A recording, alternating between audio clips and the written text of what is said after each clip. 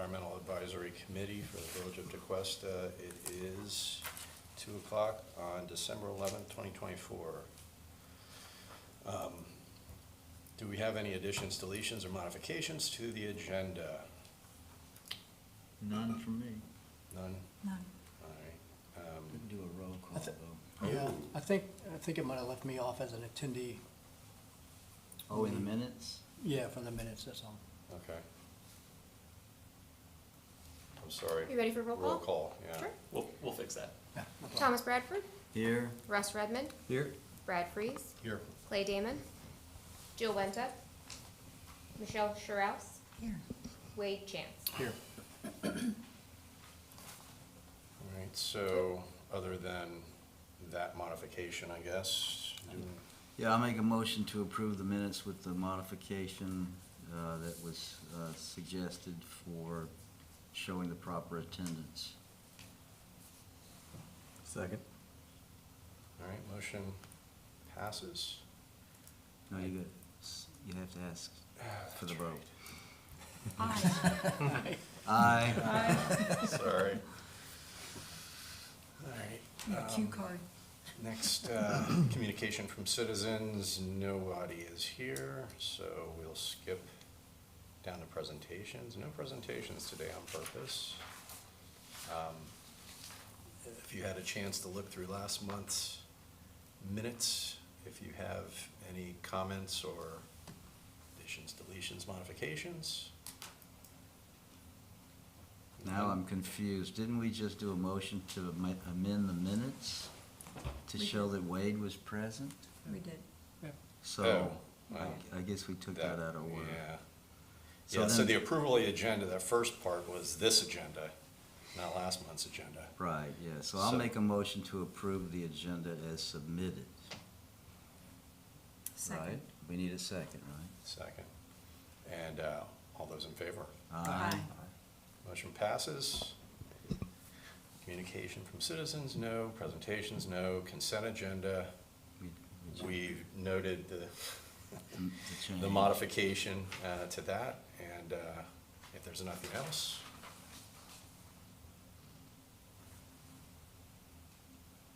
Do we have to do the motion, Ben?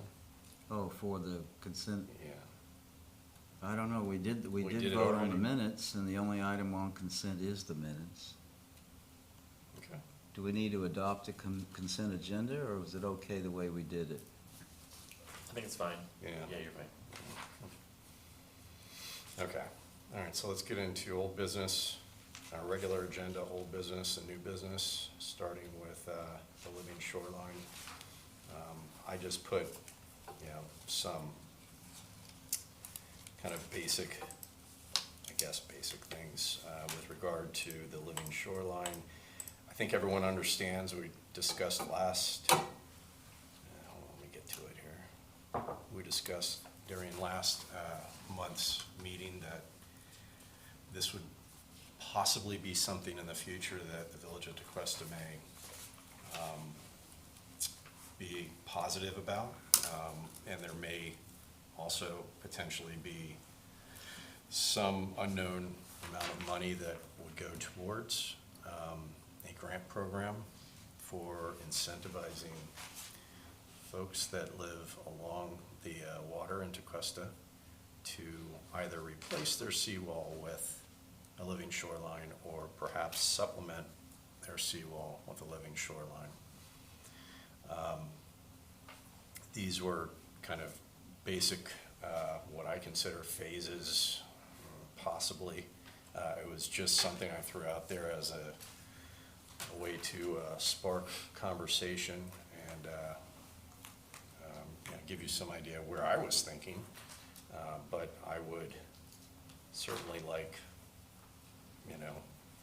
to understand how this committee would like to advise the village council on such a grant program.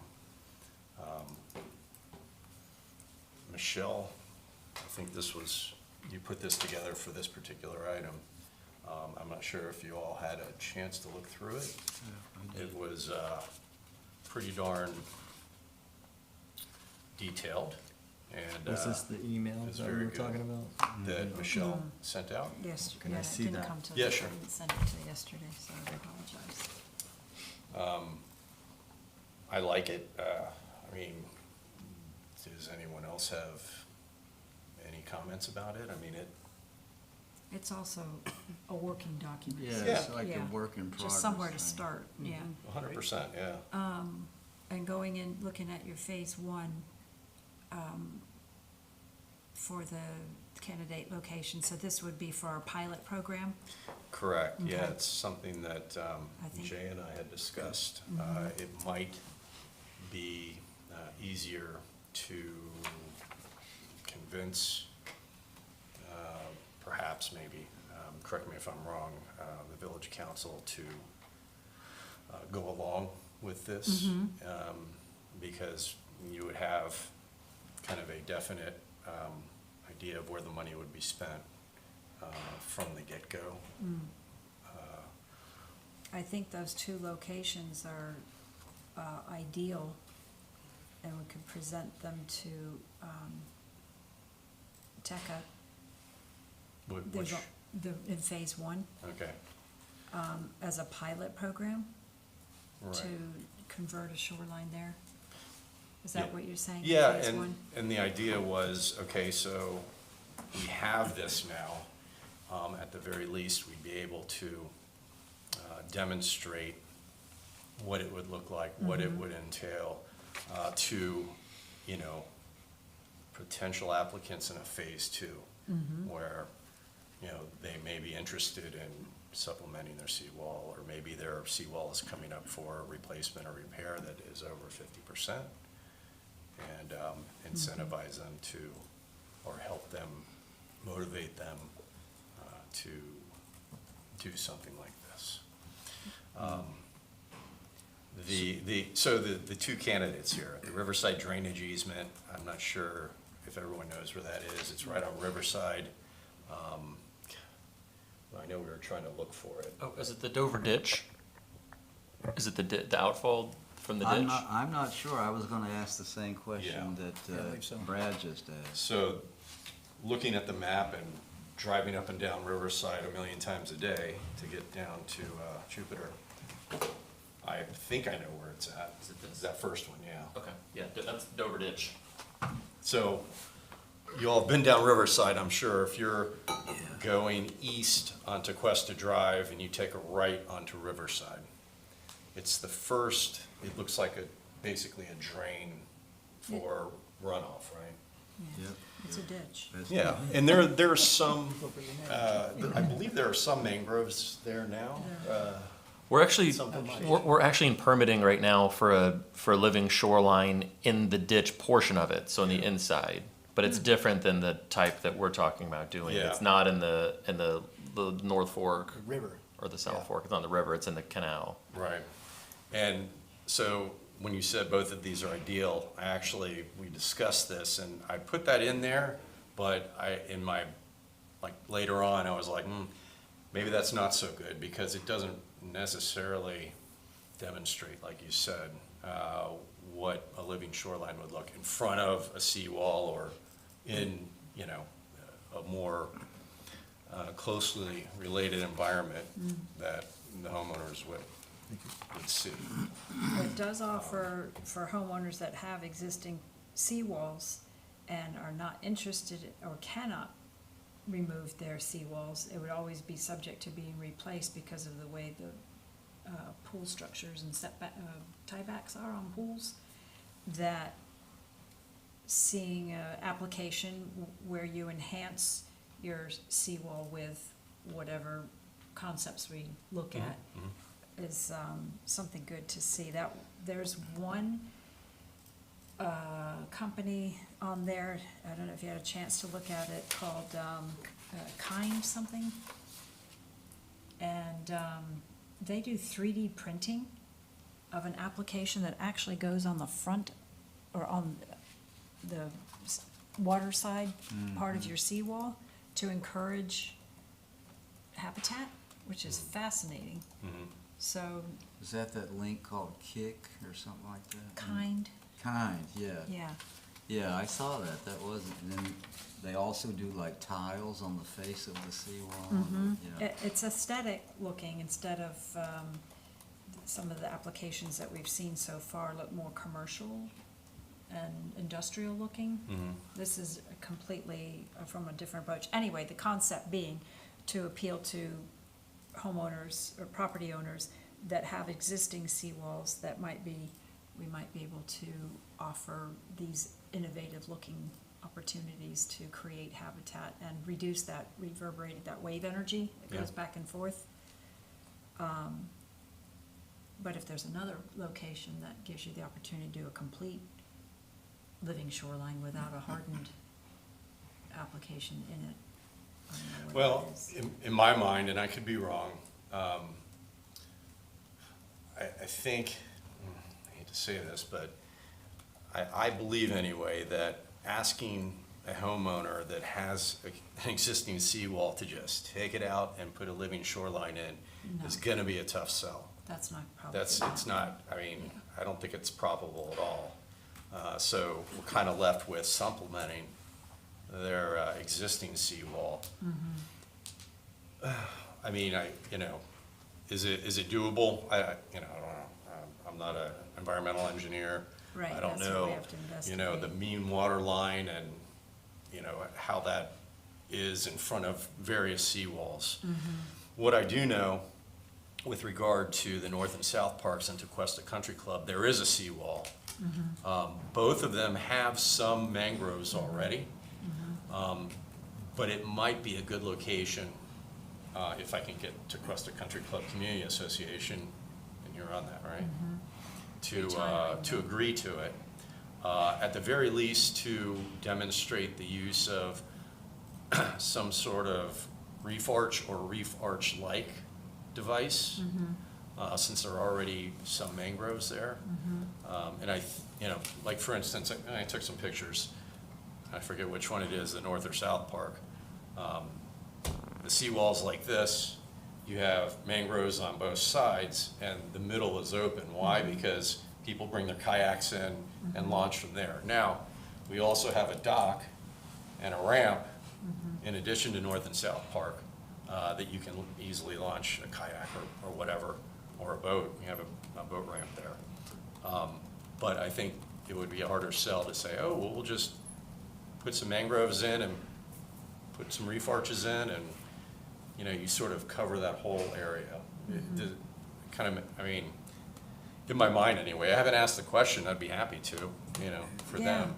It's, have to find a win-win situation. What's the benefit for that area? We know it, but, we had to educate them to see what, and the neighbors that are on each side, they're gonna wonder, is their sand gonna get affected by putting in these instruments? Yeah. There's certainly property rights, and those concerns that we'd have to address and see if it's feasible, because the reef arches build up Build each. up the sand. Yeah, and I don't know, does it stop right at the ends of them, or will it encroach onto each Supposed to stop. adjacent properties? Yeah. And as you're sitting there describing that, you think of like boat access, a lot of the residents along the water have boats, have a dock. It's just, the ones that are close to the shoreline, the dock could create some problems with access of their boat. If it's further out, maybe Yeah. less so. There's probably a lot of variables that might be a different value equation for each resident. Well, and I think those are issues that would come up if Anyway. a homeowner decided, oh, I think this is a great idea. Well, the homeowners on each side, Right. Is there a negative impact to them? Yeah, If they're yeah. not interested in doing this similar? In terms of building up sand, is there other But- ways to? But isn't that a perpetual problem? I mean, that always is a problem. That but most property owners just ignore the problem, in the sense that they're entitled to put a seawall up, and they put a seawall up. And, if you don't like it, build one on your property or whatever. It's kind of how it works. And so it becomes a domino effect over time, which, It's not good for wave energy and habitat, et cetera, but it seems to me we have two scenarios to think about relative to where would we seek to do a grant kind of a thing. One is there are properties in Tequesta that are on the water that don't have anything. They don't have riprap, they don't have seawalls, they're just there, right? So that could be a potential for riprap and mangroves Is that private property or? Private property. on private property, yeah. And, or not, or public or private. But then the other scenario is where there is a seawall, to see if there would be people that wanted to augment their seawall with, say, riprap and/or mangroves waterward of their seawall. So those could be, in my head, could be two possible scenarios for grant consideration. In other words, you realize we're not building a seawall, we're either augmenting an existing one, or we're just putting in a living shoreline. The question I have for all of you is, if you're talking about a grant, are you talking about the Tequesta Council funding the grant, or are you thinking of like getting an FDEP or some other governmental grant to do pilot projects? What are you thinking about when you think grant? So initially, again, correct me if I'm wrong, initially it would be a budgetary line item from the village council. That would address phase one. Okay. So Tom, think of it like the Adopt a Tree program, where people can agree to get a tree put in their property, then the village will pay for it. Similar kind of concept here, where we'd have a budget and we would somehow subsidize from that budget planting of living shorelines or mangroves. It could be on a natural shoreline, like you said, or Yeah. waterward of an existing seawall. Okay. So then in years after that, assuming we can accomplish phase one, if we decide that phase one's a great idea, it would continue to be a budgetary line item. And there would be, and this is something that we would discuss probably at the time, a granting mechanism of some sort, available money. And again, these are things that are a 50-50 cost share, fast tracking permitting. I mean, those were just a couple things that I thought of. We could advise council on how such a Tequesta municipal grant Yeah. would probably be amenable to our legal department, as well as something that we could sell to. Yeah, so getting money from the village is faster and less hoops and reporting requirements and so forth versus, say, getting a grant from FDEP or whoever, FWC, et cetera, but it might be harder to get money out of the village council. Well, That is a consideration. Can I share? A thought that I have for how to roll this out is, year one you do it as the pilot program, right? We ask for, let's say it's $20,000, whatever we figure, to do one really good project. If it's the country club or Dover Ditch or wherever we do it, we then do that project in year one. We show an example of a successful project, and then in year two or year three, we then actually go look for grants, look for alternative funding sources, but also go to some of these same people who've been coming to talk to us about Loxahatchee water quality. We go to the Loxahatchee River District, who I'm sure have a healthy budget, the South Florida Water Management District, other groups like that, and just say, hey, we've got this successful project. We've done phase one. Our council is going to commit to X amount of dollars for phase two. Would you chip in? And the more money you chip in, the more projects we'll be able to fund. So that's just kind of where my head was at with it. That's kind of what I was thinking too when I did the research, is initially get going and like Tom said, with less red tape, and then eventually tie in all these grant monies that seem to be available. I saw other municipalities have done the same thing, using those agencies, and there was quite a few of them, like 4 or 5 of them, and Yeah. wrap that into it as well for the future. Yeah, the same grant that we just partnered with Jupiter Narrows on, I think we'd be able to come back and reapply for that one through this program. It's a DEP grant, but it's a 50-50 match. But if we've got, and that's one thing we could probably go to the council and say, hey, in year 1, you might give us $20,000, but in year 2, you'll hopefully give us $20,000, but we'll turn your $20,000 into $40,000 or $60,000. If we do it on private property,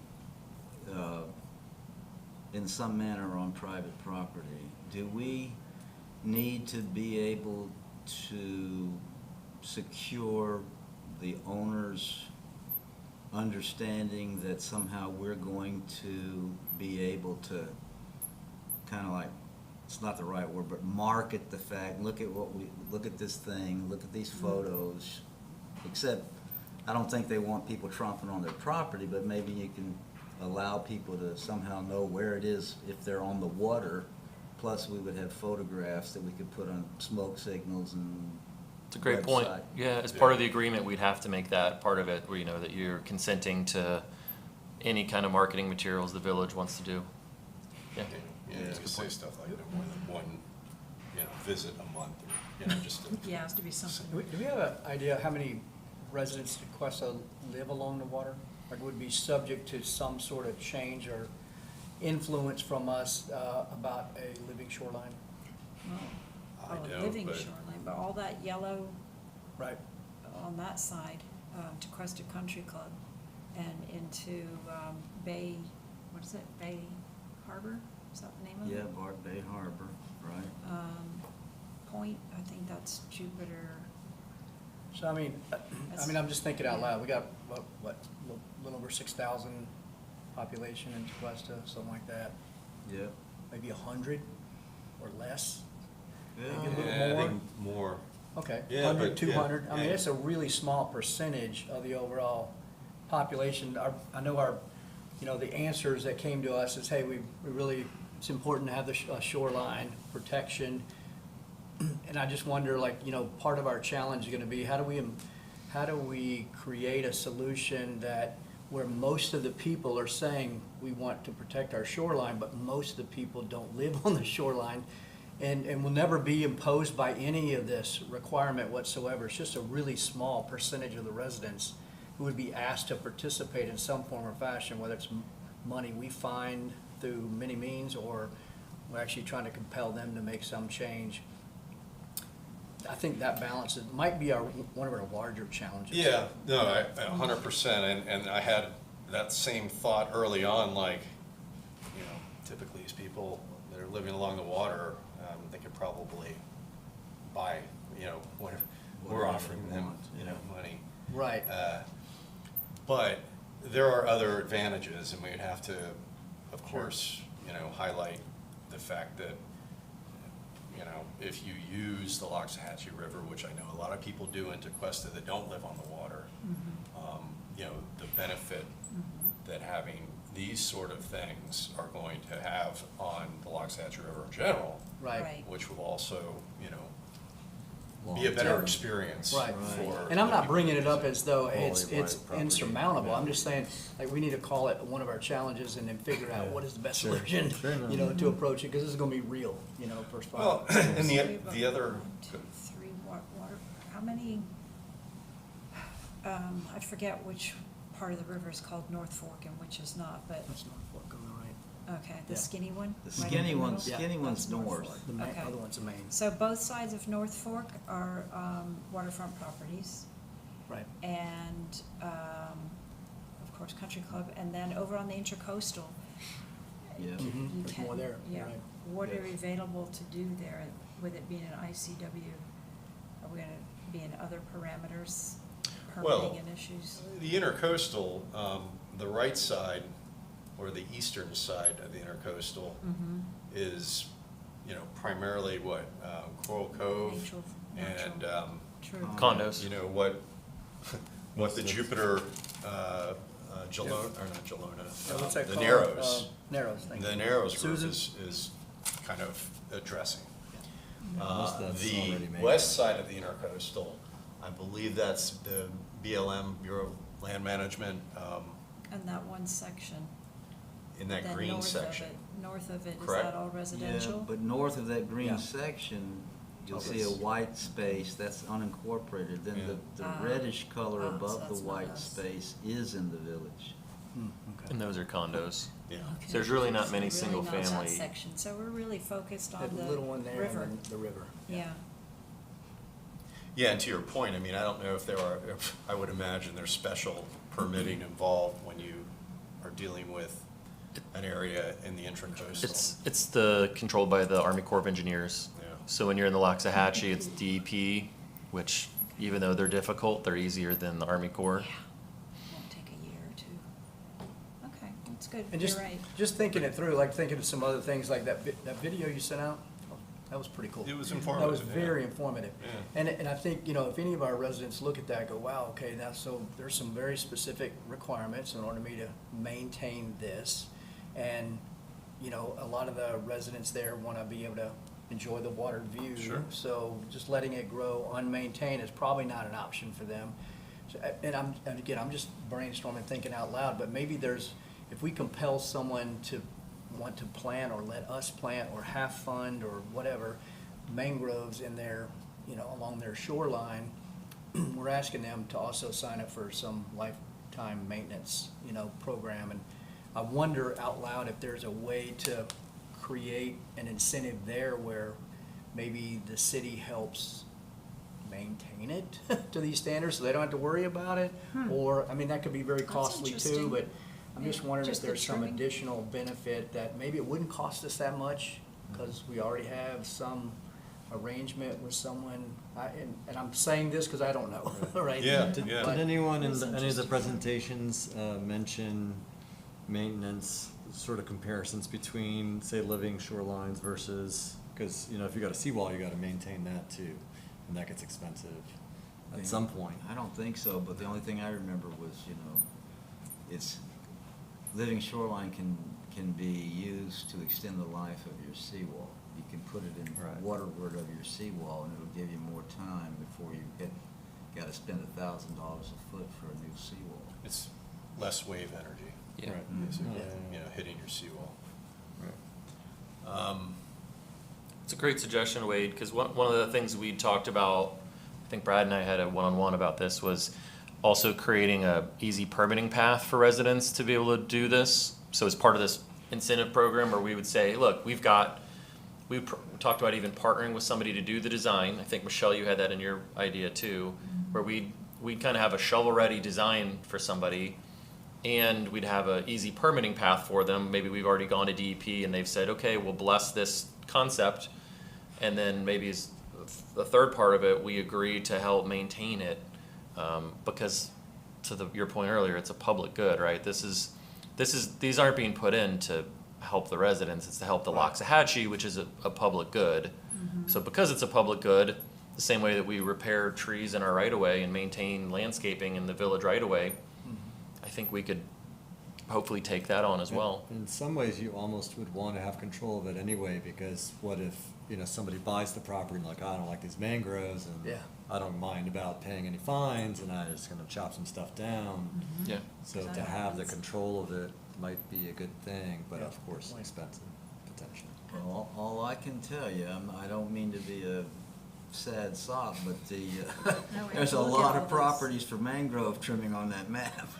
Yeah. Yeah, The interesting thing is if you start trimming them at an early age, I apologize, I didn't watch your video, so I'm not sure if this was in there, but if you start trimming them at an early age, you don't have to get a professional trimmer. right. Right, so the village could actually we could probably have one of our public works guys learn how to do it, get a free day out on the boat, go out on the boat and do a little bit of mangrove trimming. Yeah, Somebody And- would be fired up about that. There was a nice, Yeah. there was a nice guide, Offering that and I didn't service. send If I was it, doing that job, that that'd goes be the into day of the that. year for me. You know, the Really excited PMT, about the that. professional mangrove trimmer versus just how to do it yourself. Yeah. If you fall within that, you'll see on the video, Yeah. that category of size when it comes to the mangrove. There's a slot, basically, Yeah. that you can do it yourself. Yeah. There's a certification for it, isn't there? Yes, but if If you're you- within that slot, You don't no. have to. Okay. That was interesting, because I didn't realize that a property owner actually could maintain them in that I didn't slot, either. which was, I think, a maximum of 6 feet from the base of the tree. But once it goes over that, then you're in a whole nother slot, and then you Right. have to have a So you just have to certified- be on top of it You and hit do, it before and it so gets if to the 6. village did that, so that it's always maintained at that 6 foot, if that's what people agree to. Like you said, the same as maintaining the trees for the good of everything. That would seem like it would be appealing to a property owner, to not have to even That's what, deal with Oh, that. yeah. And wonder about what all the rules are and whatever. Yeah. For Maybe sure. keep them all at the 6 foot Yeah. slot, maybe we And decide. they're gonna want their view of the water anyway, so True. keeping it below that would probably solve a lot of the selling it to them problem that we might have. If I remember correctly, just so we're kind of all on the same page, so when it grows 6 foot, and that's 6 foot from the substrate, grows 6 foot, between 6 foot and 12, 10, I thought it was 10. might be 10. I think it was 10. Yeah, that's kind of the slot where the homeowner can cut back to 6. yep. And I don't know, As long as it's not gonna create mortality, right? Right. As long as you're Right. not cutting it off where it Has to could be, die. yeah. But you're right. yeah, and there You're was exactly right. one variety, I think there's probably more than 3, but they talked about 3. There's 3 natives. And there's, yeah, and there's Red. one, and I don't know if it's the white or the red or the black, that it gets damaged much more easy Yeah. The red. It when was the you, red, yeah. when you trim them Too much. than the other 2. And So- having the village have somebody who's knowledgeable of all that really takes a lot, because that's a Lot of lot weight of on it. information. If I put a mangrove in, I gotta tell you, if I was looking at that and reading, I'd be scared to death. It got grown outside its limit, and then I'd be stuck with a 20-foot mangrove in my backyard, you know? It's something I would be thinking about. But if the village is maintaining them at that 6-foot level, and I know that I'm in compliance as a property owner, and that seems like a good sell to me. What, somebody educate me, what would you think the current standard height of a seawall is from the shore? It's higher now. 3 or 4 feet, 4 feet? And I'm assuming these heights are gonna get higher They as. are. The new ones, as they come in, remember, we put that in the code that people can actually put them higher because of future sea level rise. Right. But I think it was 4.5 feet that they can go up to, above sea level. Okay. Above water line? I think it was waterline, or yeah, sea level. So so let's say it's 4 feet for talking purposes, is average, just for talking purposes. Are you guys saying that a 6-foot mangrove, Well, that's measured from the bottom of the water. From the I substrate. mean, where the sand is. well, isn't that where we're measuring the height of the seawall from? No. Where are you That's measuring? from water level. Yeah, mean high water line. Mean high water. So it really depends on how deep the water is at the seawall. Okay. You know, if it's a beach, you know, there's no water, like right there at the seawall, or if it's 4 feet deep. And it's probably- So mangroves what- can And if be it's a much shorter. seawall, it's probably. What was deeper. stumping me, if a typical seawall is 4 feet and the mangrove can only go up to 6 before you have to do other things, then you're really only looking at 2 feet of mangrove above the top of a seawall. Mhm. Some seawalls, it could actually be below I think it the, would be below it, right, because if the sand Water's is deep enough. lower, yeah. Yeah. if it, let's say it's 4 or 5 feet lower, then it's only 1 or 2 foot up, and if it's even lower than that, it could be below. Or if they have a lot of beach, Yeah. then You know, it's even higher. over so- time, we're going to get more property owners knocking on Jay's door, asking to go higher than 4.5 feet or whatever's in the code today, because sea level rise, I mean, it's just, We built in an extra height based on projections out to like 2060 for sea level, so they can build them up pretty high. okay, Yeah. that's good.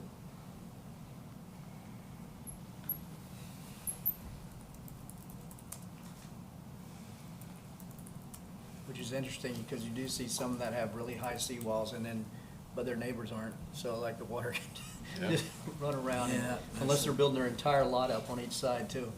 That's what Michelle was worrying about earlier. Yeah, With the sand and the, you're right. So you don't wanna. Well, one idea I think we haven't really even discussed is I followed back up, I think Brad and I both followed back up with Mang and the Reef Arches guy, because I mean, his presentations were amazing, right? And we told them kind of what we were kicking around with these ideas, and they said, oh, we'd love to partner with you on this. So we really have kind of a built-in partner with those two guys where we could, and when we followed back up, I said, you know, hey, could you guys even create like, you know, 1, 2, or 3 different design options that we can go to the residents for? And so then the people could, you know, we could roll the program out at some point, and they could say, yeah, we want to do this or that, or option 3, and they're not having to pay a landscape architect or some sort of specialist to do it. We've already got these guys built in, and we could partner with them on this pilot project too. So, I don't think Russ saw that we're talking about the, I was looking at the minutes. I need to, did they give a presentation I could look at home or something? Is it on the, The presentation is available online for Reef Arches. Yeah. we'll yeah, email I it mean, to I you. Googled Okay. Reef Arches, so I have a small idea of what it is. It's on their website. Mhm. And the He gave a video. great presentation. You should go back and Yeah, watch yeah, it. I'll go look at it. He's an interesting guy. So we're, you know, tossing around ideas of effects in general. So to begin this, the consulting process of having someone come in that's a grander scope than just the specific resource of sea arches or whatever it may be, mangroves, to evaluate what, I'm not real sure really what we're evaluating yet. Are we going to have an evaluation? We do want to know what the effects of these 3 different proposals would have, how it would affect the neighboring properties. If one client will say, one property owner decides, yes, I'd like to do this, option A. The next property owner says, oh, I'd like option 3. Do all those, can they flow? Does it all work together if it's different choices? I kind of feel like we need to come out and. Yeah, and I look think at you're it. spot on with those questions. So, in my conversation, we had separate conversations with both of the gentlemen from those companies. I told him about the North and South Park.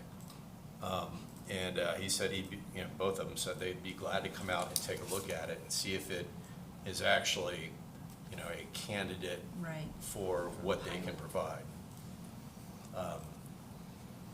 So would the initial Tequesta grant money be to initiate a general consultant? Is that an engineer? Is that a coastal specific engineer, coastal marine? I What does thought, that look like? tell me if I'm wrong, but I thought we would be thinking in terms of a pilot project. Right, but we are. So, so in the course of, But does that pilot project come from one product manufacturer of, say, Reef Arches, or does it come from just one person, like Well, it Mangoes? could- Who puts this all Yeah, together? where the rubber meets the it could road. be either or, and it could either be this. It could. It could be this company that we've already had a presentation from, I It forgot their could, but the name. effects on the whole shoreline of the Or you different could go to the choices. trouble of doing an RFP. What's that? What's that acronym? Request for proposals. Let's get people to bid on it, yeah. Mhm. It could be like we could, just triggering off of what you're saying, is that we can create a document, maybe one already exists today, that says what must be true for it to be a living shoreline and serve the greater purpose. So here are the characteristics that must be true, and then we seek out a pilot that's gonna satisfy that must be true. And then perhaps there is design A, B, and C that we wanna create, that says if these designs have to meet that criteria, right, each of those, and not only for options, because there's various needs of residents and whatever, but if we can solve it with several different options, I think that would be that would be awesome. And then be able to then create a, you know, a strategic vision that says, okay, who can build these 3 designs? And I just made up the design thing because it came up as an idea, but, you know, who can actually do this at an affordable cost? What else do we want to tie in? If you pick one, if a resident picks design A, B, or C, then we'll maintain it for them. If you pick your own design, but it has to meet the criteria, but you want to design something separate and new and tailor-made and customized for your property, then fine, you're on your own, you know, to maintain it. I mean, we could create, I think, a scenario here that almost pulls people toward the solutions, the more efficient solution, perhaps. No, I mean, you give cookie cutter options, right? Like you said, A, B, and C, 1, 2, and 3. But we have to get to that point. And again, I don't have any interest in Mang or Reef Arches, Oh, yeah, sure. but they have volunteered their expertise. Right. So to get to that point, otherwise would probably require, I don't know, an environmental engineer or, you know, like, That's what I'm thinking, yeah. So Yeah, I was gonna say the same thing. So don't they come? typically in, like, let's say, like right now, if the village wanted to do some sort of study and there were 25 consultants out there that specialized in it and were great, we would do an RFP because we want to see who's the best at this, who can do this, and if it was a big enough dollar item, let's say it's a $200,000 project, you're gonna get a lot of people interested in it. If we're just doing a small $15,000, $20,000, $25,000 pilot project, you're not going to get many people because that RFP process it's intensive. People have to fill out paperwork and go through all these government procurements. And there's also, to Brad's point, these guys, so Mang is a pretty big deal, right? They do really big stuff all over the place, and they happen to be local.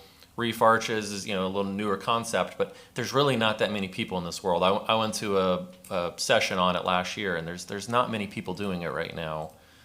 So because of that, like to Brad's point, I have no interest or pre-relationship with these guys either, but I think just partnering with those two is the easiest way to do it, and it's a small enough project that we don't have to RFP it, we don't have to put it out to bid, and I feel pretty comfortable in saying that they'll be the best ones we'll get. Even if we did put out to bid, they'll be the best ones that we'd get. So that's the easiest way to do it. Then phase 2, you know, where we're creating all these different design options, A, B, and C, like I mentioned, that could be done in phase 2. Yeah, But with this phase 1 project, pilot project with these guys, we could even have a workshop where they come in.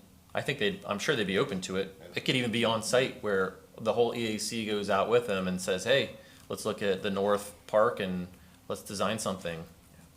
so my still concern would be, not being negative, but I just want to think of what all the unintended consequences could come out about if, let's say we have, and I'm gonna use the 2 that we've been presented, the Reef Arches comes out and says we can do this, this, this, and Mang comes out and says we can do this, this, and this for this project. Which one, what are the effects of those 2 projects? Who's monitoring that part? Who's looking at that part to say, well, perhaps Mang is the best solution for the pilot program because of, who decides that? They want to work together, actually. yeah, Okay. they want to work together, but they also did not dispel the idea that maybe the location that we pick Right. isn't really appropriate for the Reef Arch, but it is for Mang or vice versa. Okay. And they're willing, you know, And like they they're not have- a package deal, basically. All right, and they have marine engineers at each of their companies, if I remember correctly. That I'm not 100% sure about, but they do have the experience. Yeah, I think they did. I- I think so. And they- I'm just thinking, you know, okay, it sounds like, oh, let's use the Reef Arches at such and such park. And then somebody says, well, didn't you investigate what that would look like, you know, 3 houses down, because it had some effects 3 houses down. Yeah, yeah. Who's looking at that piece? They do have that expertise. Okay. They do. Okay. I don't know if it's in the form of an environmental engineer or whatever, but because we've talked specifics about that. But that could be in our criteria, like here's what must be true for it to be a success for us. you know, residents to can't- the left and right. can't be It can't, affected. it can't create any hardship for them, or whatever, right? However we wanna word that appropriately, but once we lay out that criteria, then we Okay. ask them to partner, say, can you do this in a pilot, you know, project, and just see, how would you design this, you know, with this criteria, success criteria, you know, laid out? Well, aren't we gonna have to show the permitting agency drawings? So I would assume that Mang and/or, what's the other one? Reef Reef arches. Reef arches. Reef Arches would be able to do that for us as part of the permitting process. But I'm thinking about, here's what's currently on my mind. So suppose you're Mang, okay? What's in this for you? What's in it for them is the long-term effect of people seeing potentially how good it could be for them, right? So so if that's true, then I'm thinking that those two companies are going to want us to pick a waterfront single-family home. And because that's the primary market here in most other places for them, and/or condos, I guess. So let's say that that's true, and that the two pocket parks and the country club aren't really prime for their long-term interests. Then maybe we ought to consider trying to do something about, say, through smoke signals or something else that says, when we get all our ducks in a row, we're looking for property owners to come forward who would like to participate in this or something, you know, so that we end up selecting, or we end up securing one single-family home somewhere in Tequesta that's willing to do whatever it is we could end up with. And then that's gonna be more advantageous for Mang/Reef Arches or something, because it's a single-family home. Everybody can see it, you know, and realize, oh yeah, there's a house back there. That's what I'm thinking, that I would be thinking if I was Mang. Well, also with the seawalls, it's all seawalled. Percentage-wise, it's the highest part of the shoreline is hardened. So I think it would be beneficial to be definitely looking at how to affect the coastline, the shoreline with these hardened surfaces, because like, you can't take them all down. Right, so that means the probability is, does that mean the probability is higher for a project that is to augment an existing seawall?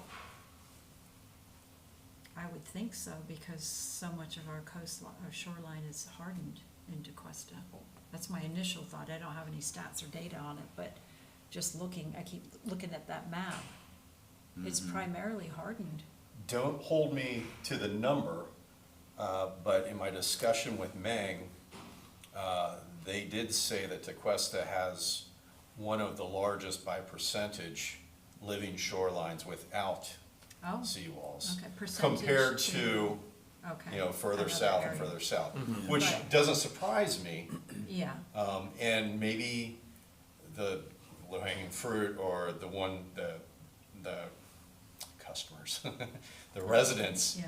that are along the water that currently have living shorelines and are thinking about, you know, putting in a seawall, maybe there's some focus that we need to try, you know, convince them, It's another application. you know, okay, so you're having a problem with trimming, you spend X amount of dollars a year or every other year to trim your mangroves that are currently there.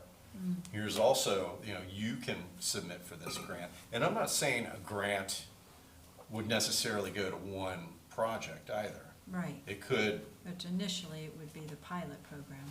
initially, the money would be spent by the village on a pilot program. But to your point, yes, ideally, you would want it to be an exact example of what, you know, a private homeowner on the water could expect. That would be the ideal situation. And I don't know, do we know anyone? I don't. Jessica Namath, does Joe live on the water? I have no idea. Yeah. But the next best thing in my mind, unless there are other places, are these two parks, because number one, it's a seawall. No, there's not a house there, but it's, you know, in mind's eye, it's a seawall, just like it could be in the back of your house. And number two, access to it is free and clear. Yeah, yeah. Well, And, Yeah, we don't wanna encourage. yeah, more. well, I don't think we're gonna have 50,000 people trying to go see it either. That good at promoting, right?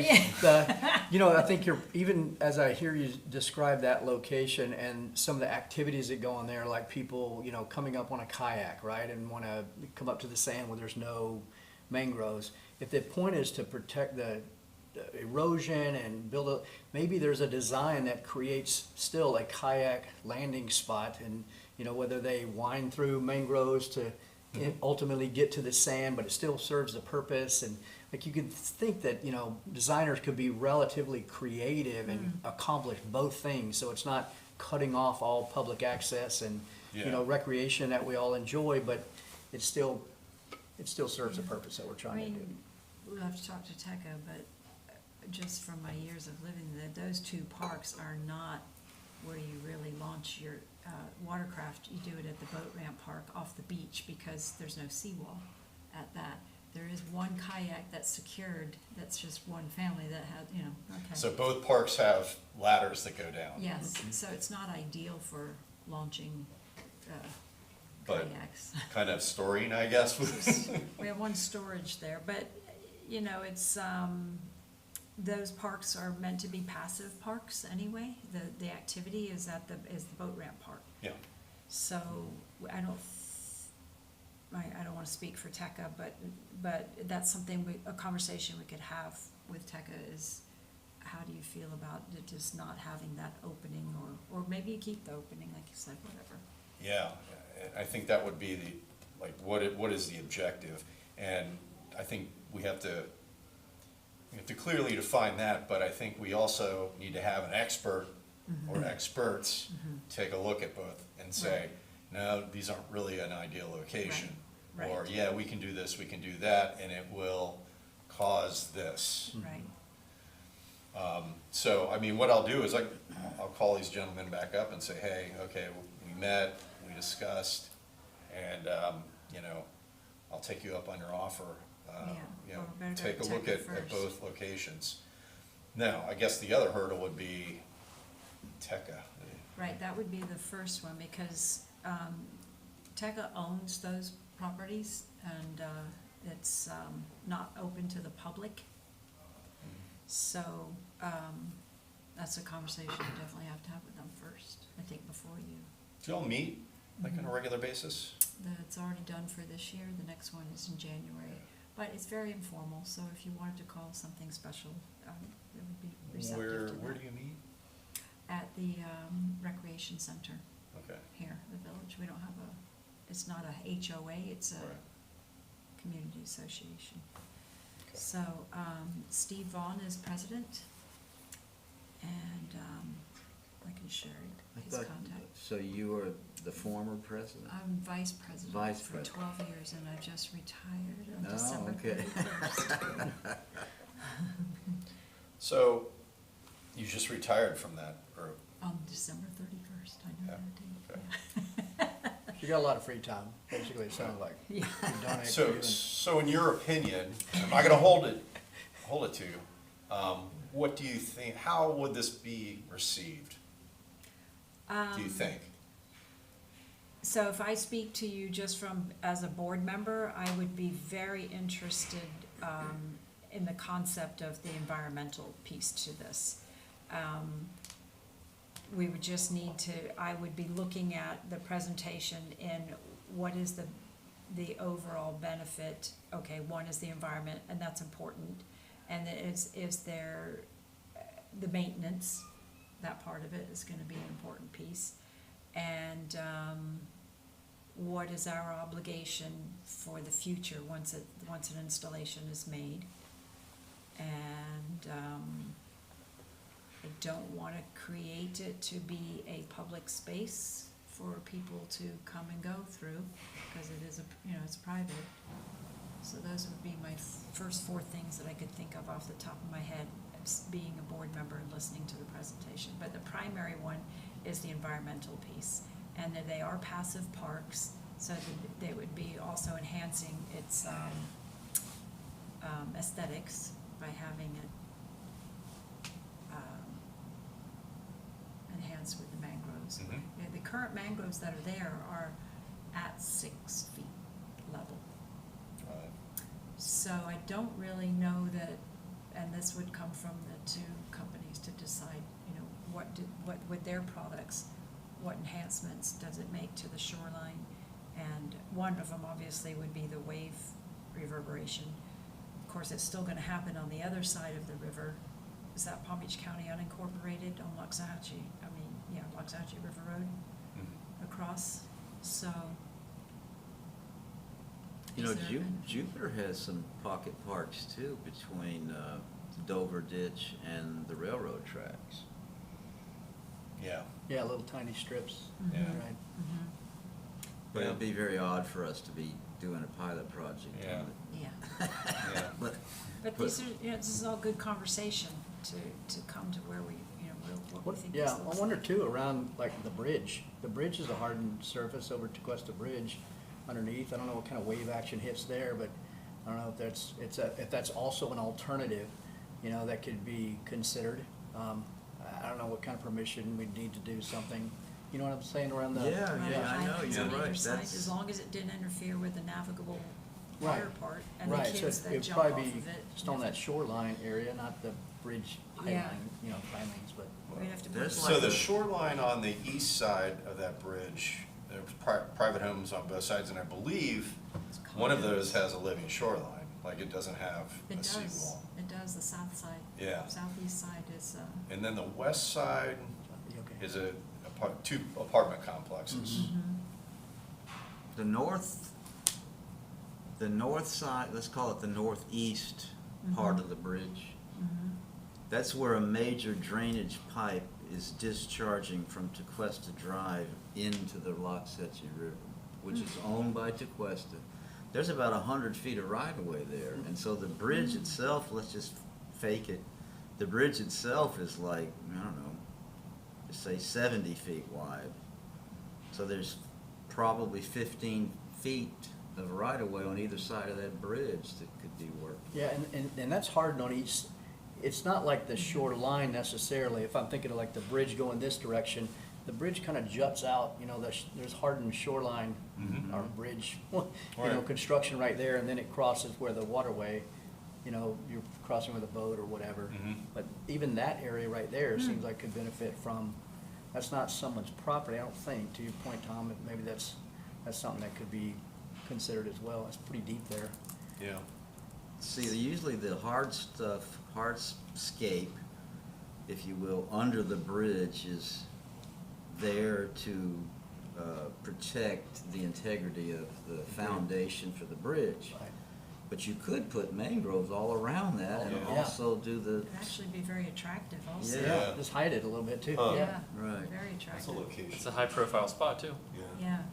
Yeah, people there, that's public area, right? People walking over the bridge all the Yeah, time. good idea. That Yeah, would that's be an very, excellent that would idea. enhance it, the aesthetics, it would be very visible, accomplishes the living shoreline. Good Country Club just lost out on a big deal.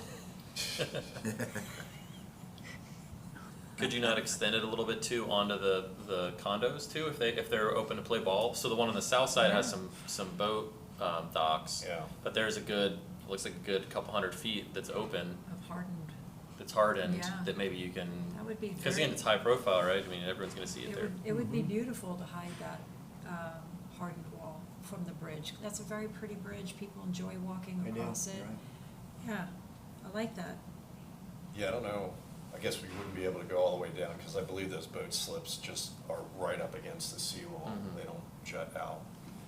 and that is made mostly in the control of Tequesta. So it's gonna be an easier Yeah. path, but still thinking about Mang and the other company, their long-term interest has gotta be private property. Sure. Yeah. So we probably need at least one pilot private property thing. Well, I discussed that with them, and they understand that you know, ideally, like you said, and I told them, yeah, ideally, I'd love to have it behind a private homeowner. But the way we can do at least this initial one quicker is to do it in a public land. I like didn't that. think about that as a location, which is wonderful. Or perhaps these two parks, I mentioned those. I did not mention the Dover Ditch because There you go, there's a bridge. I honestly, I don't think that's a good So candidate. they It have doesn't a- really reflect anything. The southeast side, that's all beachfront. Both north and Shoreline. southeast, right? Yeah. And they have some, is that some mangroves on the southeast already? Probably. And it could come out and, well, yeah, I'm gonna design it, but marine people need to. That would look very That would- pretty. yeah. Anytime you can soften a hard-looking industrial look, it's very aesthetic. And I see where that drainage pipe, you see the, Oh, yeah, You the see the water, sands the out, sand, yeah. yeah. Oh, yeah, yeah. Oh, gosh, that would even help, that's dug a hole there, hasn't it? Yeah, it does, it has done that before. That's One- probably a good little years fishing ago hole. when- I need to go, I need to go You're right, pull my honey hole. boat up to that little spot. okay. So if I do get these two out, I understand, you gotta do the first thing first, which is probably get the buy-in from TCC, Yeah. TECA. Yeah, But if I can get them out to take a look at that, I'm gonna have them look at North and South Park anyway. yeah, but just call Steve and it's a very informal board. Yeah. It's not like we have to wait until the next board meeting to have a look at it. So Okay. just reach out, I'll give him a warm up and let him know what's going on. Yeah, And, if we need to call a little special meeting before December 31st. But I can't. So if everything ends up being a go, but, you know, or they say this'll work, this won't, whatever, then we have to come back and fine tune the elements of the proposed pilot too. Mhm. Because at some point, and Jay, you correct me if I'm wrong, at some point we have to go to council Mhm. and say, can we do this? Right. March. And this has to be, you know, Well laid out. professionally laid out. Yeah. Mhm. Yeah, that occurs in March. It's a strategic planning session. Oh, okay, Okay. yeah. Which we'll get to So I guess it's next. January, Yeah. But March, but then the budget itself doesn't start getting kind of formulated until like summertime. So ideally between now and then we could start getting some concept of how much money we would be asking for to do this. Yeah. Okay. And then I mean, I'm sitting here just thinking of this bridge, since you put the image up there.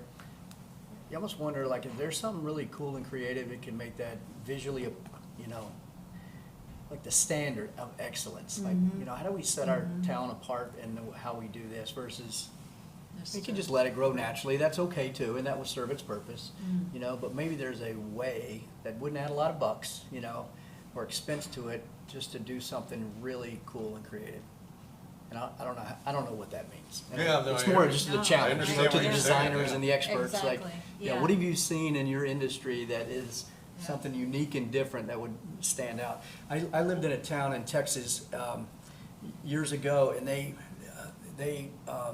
the town would provide, like Tequesta does, provide these red maple trees, okay, for free. And in the fall, they wanted to attract visitors, because the town was like a little town, they'd come and, you know, antiques and buy all this stuff from the vendors and, you know, the shop owners in this little town you walk down. And they wanted people to have these brilliant red maples that turn this bright yellow color in the fall. And it was really an attractive thing. Yeah. And it was kind of a unique way to bring in people for tourism, you know, to spend money in the town. But it was kind of an inexpensive way of doing it. They weren't advertising or promoting or marketing. It was just more of these trees. beautiful. And they became the known thing for the town, which is kind of cool.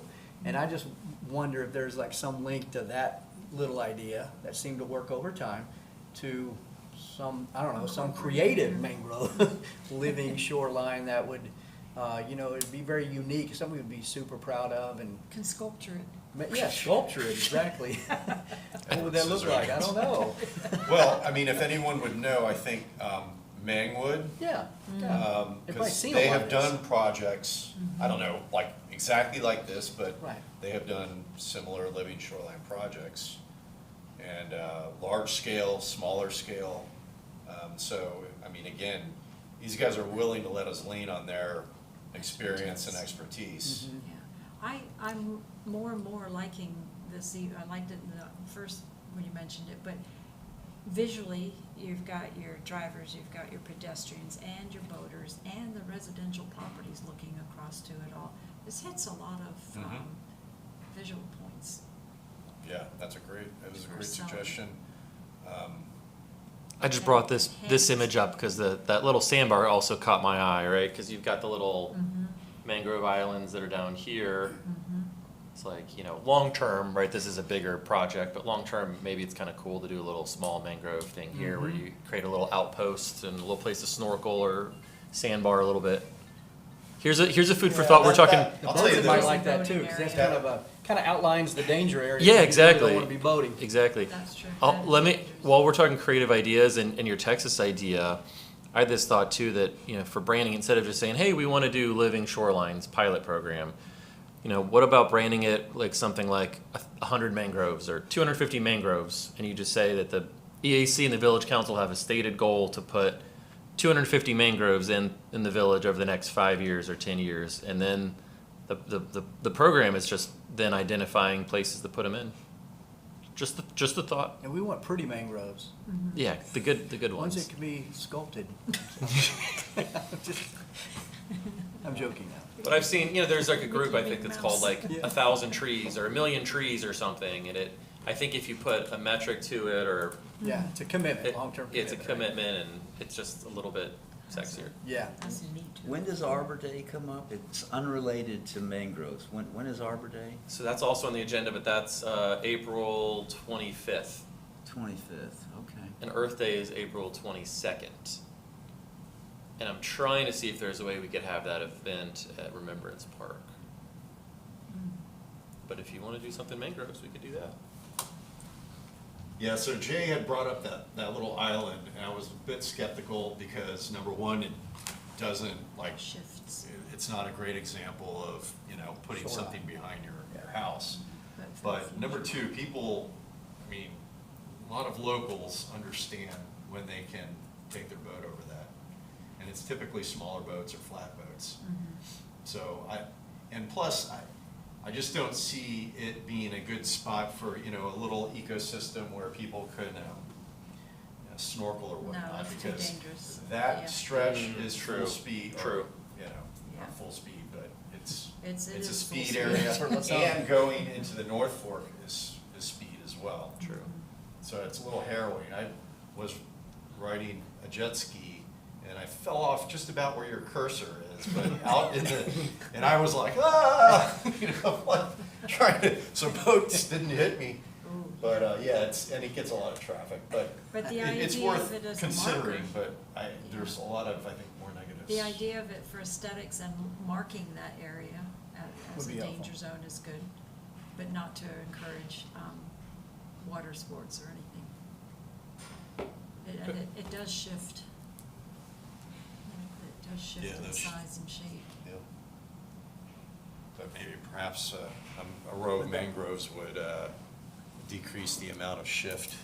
Yeah, Per like that little season. island of mangroves right there. Mm-hmm. Seems like you could also create something in the other one that we were just showing a minute ago. Who did that Maybe project? a big U shape or what project?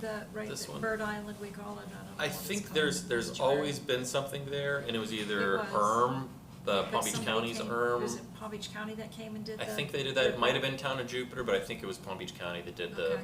little breakwater Maybe around it. In the future, maybe we can encourage them to keep putting some in there.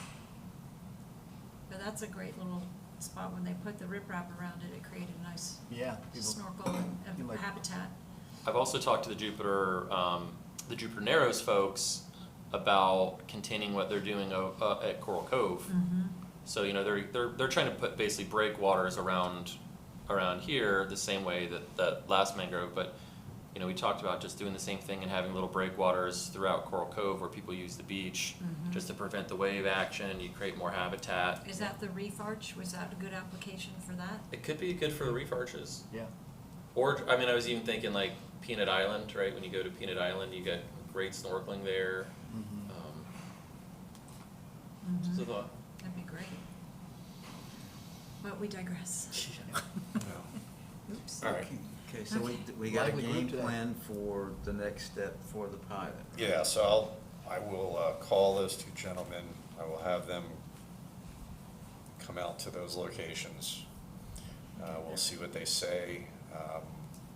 I'll try to get and draw out as much information as I can from them about each location. I do like your suggestion about that bridge, because the bridge is a pretty bridge to begin with. It would be nice to enhance it, you know, in And some if way. people see that, that could make an easier So, buy-in for Yeah.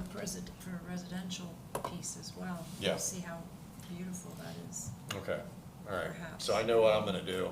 Okay, so are we saying that we want something completely put together for March, that which only gives us January and February?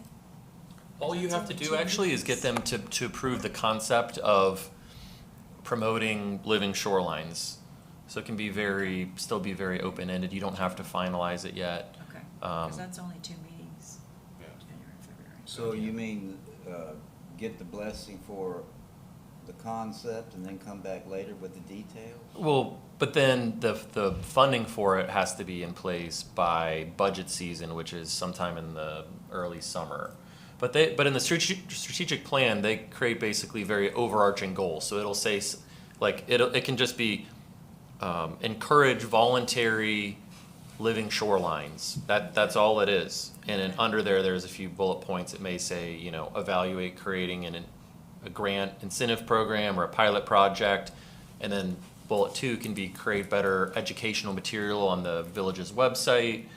And so that's really all it takes, but that gets you kind of, it shows that it's a stated goal of the council, and it makes it easier to work its way into the budget over the summer. Okay. Oh, perfect segue, Jay. Unless we have more to talk about with this, we'll move on to new business. Okay. Let's see if I can find this without killing myself. EAC Workshop. Yeah. Yeah. We talked about this, I could have put this in old business, but I know we talked about this in the last meeting. Oh, yeah. Trying to get more community involvement. Having something a little bit later in the day, like after 5. Mhm. Jay has, we haven't come up with a date, but kind of in a general way, stated that we could, you know, perhaps host one of these in the evening, like what, 6 o'clock or? Six something is like that. usually the best. Yeah. What do we want that to look like?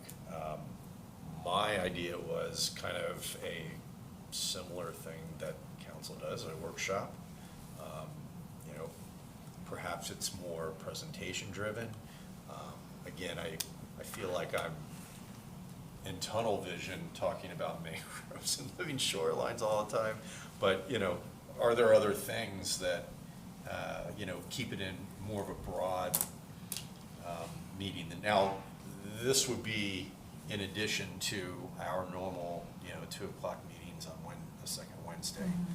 So it'd be kind of a special meeting or workshop. Well, just in general, my thinking is, assuming we're going to get the village to help advertise this, something that's presentation heavy with, you know, screens and Visuals, yeah. PDFs and photo, that's ideal. Mhm. Yeah, To let okay. people come out and see that. Yeah, Uh, that's a good grab. You don't wanna come here and lecture or anything. Right, You're not yeah, gonna do- they probably had enough You of have to that during the day. entertain Yeah. I All like right. the concept of just just talking out loud for initially, I like the concept of just having that one topic for the first workshop, because it's a big project, it's a big piece, Because if we have too much information about other things, It'll muddle the waters a little. well, we might lose the interest, but maybe not, if I think about the other respect, if there are different topics, we encourage different perspectives to come in, so Yeah, no, maybe not too many topics. Yeah, so that's what I was asking. Do we kind of Yeah. make it broad, or do we focus in on one thing? In my mind, would want to focus in on living shorelines. Yeah. General educational session on Yeah. living shorelines, maybe with a little teaser that says, okay, Tequesta just, passed the living shoreline ordinance. Mm-hmm. And this is what it is, not reading the actual ordinance, because that will create glazed eyes. Yeah. But, giving them a pragmatic understanding of what it is, and then an education on living shorelines, an Yeah. introduction on living shorelines. Time frame you thinking of? February, I think. No, I mean, actual half hour, 60 minutes? It's up to us. Okay. I think, probably an hour, hour and a half. For the total meeting? Yeah. For Yeah, the it depends on workshop? how much you want to have. I have another addition to this Living Shorelines too, is the Dover Ditch project. So it's a Okay. very cool living shoreline the village is doing. It's in permitting right now. That So could that's be- another We should one you just add do on that to it. topic then. It's too Stick much. one topic, And if okay. you go hour and a half, you're gonna lose people. Yeah, I would max it at 60 minutes, yeah. because it's an overview. We're not trying to completely educate. People, Well, I a lot of people just want to see remember- what's happening, right? Just Yeah. images of what you're designing. They don't have to get into technical details, but Right. the J Lona stuff. Yeah. I didn't even know about everyone I think knows about what they're doing on the south end, but the north end is also happening, right? So Yep. just having people see what J Lona is doing on Yeah. both sides, Jupiter Narrows, Yes. our Dover Ditch project. Yes. A brief introduction to this concept you guys just talked about. I mean, that's a lot of Sure. material. That's It's a lot of almost too material. much. Yeah, one topic, maybe have we could talk about how that event looks, but, I think if you go over 60 minutes, we lose. Yep. How long is this what do you call it? Video that I haven't yet been able to find or see? How long is It's it? like, I think 14 minutes. Okay. Sounds Because a everybody's lot. talking that it's really great. Yeah. So imagine that's shown to the audience first, just for talking first. And then Jay has a good PDF, and I think it was, or some sort of PDF presentation you showed. Well, I remember I said it was really great. I don't remember, Mhm. if you remember that.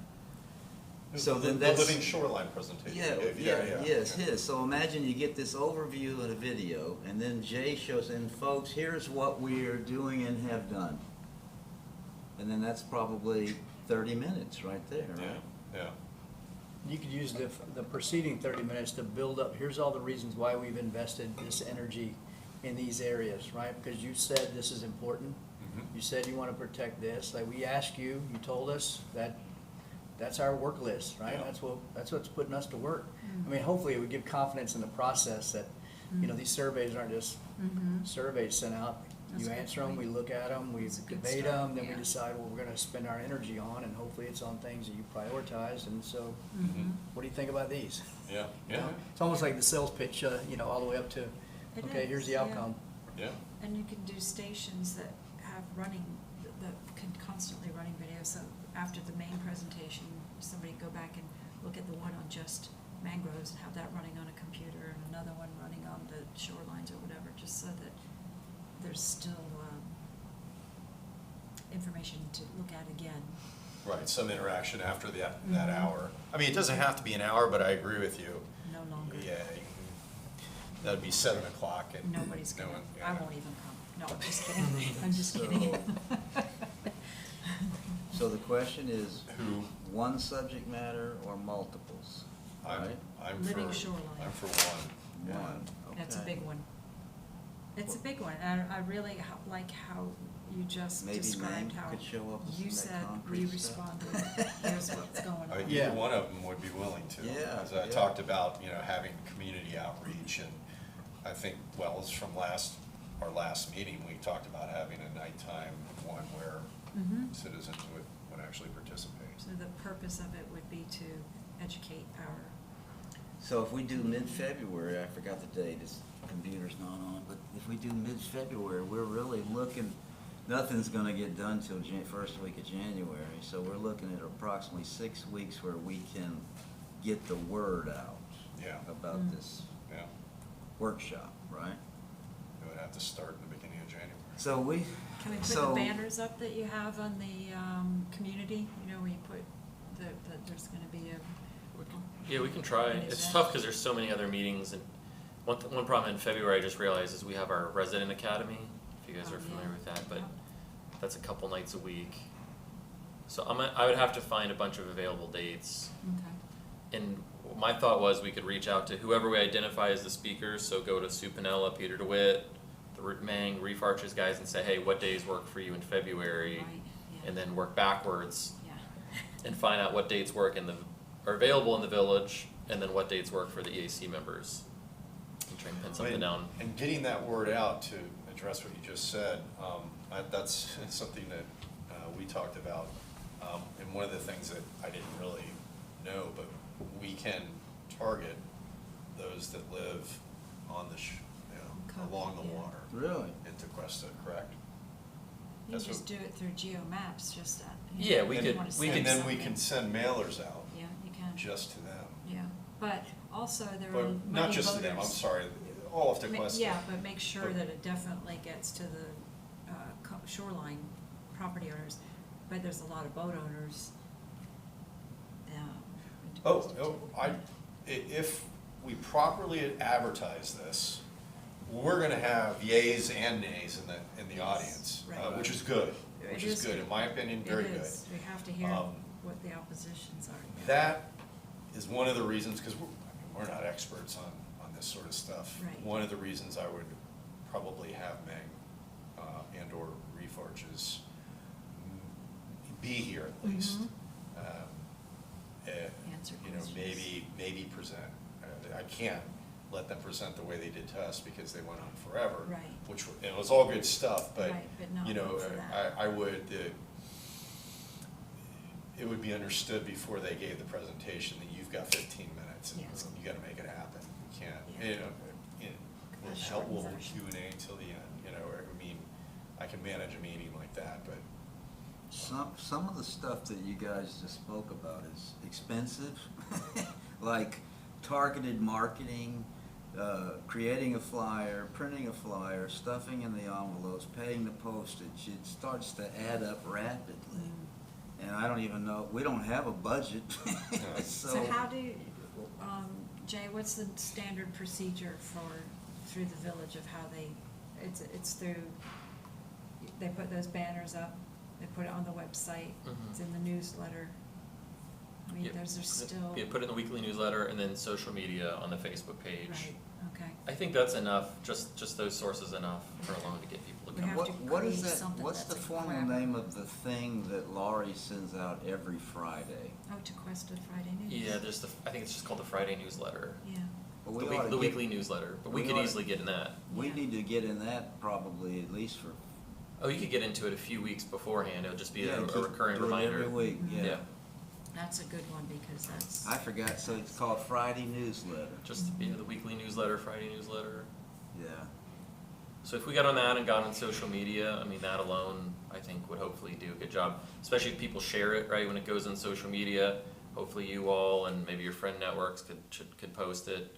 And get all the community associations and HOAs to share it. Yeah, Lori I'll do sends that that to on us, mine yeah. and Lori the sends Civic those out every Association now and as then well. to Is February too quick? Because you also don't want to do something and not do it, and not execute it. So with the holiday situation, is February too soon?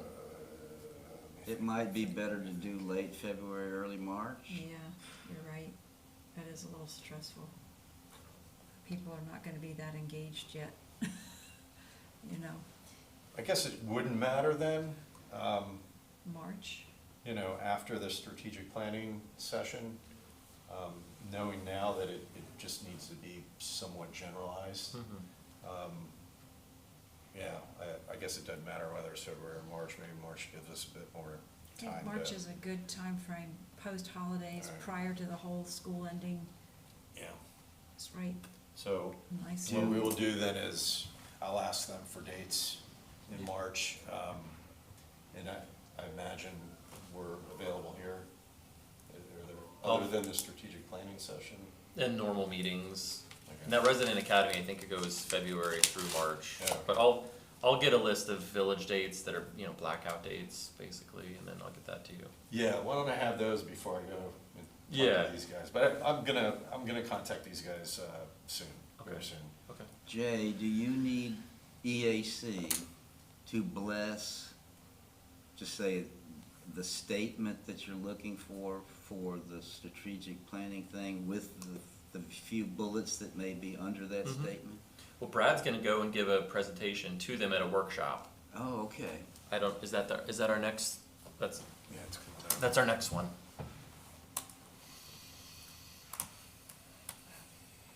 Is this the annual thing that we have to do? Yeah. Okay. Yeah, so the strategic planning happens at some point in March, but then there's also a regularly scheduled village workshop in early March. And I think Brad is tentatively scheduled to be on that workshop, at which time he then has a chance to come and say, hey, these are strategic priorities to look at for next year, but also it's also during legislative session. So it's a time, if there's any legislative issues you want the village to look at that are happening at the state level, it's an opportunity to make that statement as well. Which could even just be something as simple as what happened with Jonathan Dickinson. We don't want anything like that to ever happen again. And that lady, the senator in Martin County filed a bill the other day to protect it, Nice. meaning no golf, it's a bill that says no golf courses and pickleball and one other thing in state parks or something. Nice. Doesn't mean it'll get passed, though. Okay, so that means Have we moved on to the next? yeah.